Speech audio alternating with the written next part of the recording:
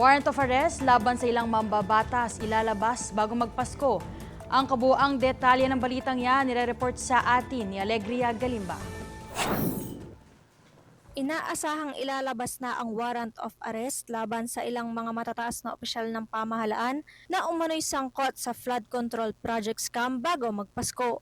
Sa isang panayam, inihayag ni Ombudsman Jesus Crispin Remulla na maaaring ilabas sa December 15 o bago pa man magpasko ang arrest warrant kina Zaldico, Senators Chis Escudero, Jinggoy Estrada at Joel Villanueva.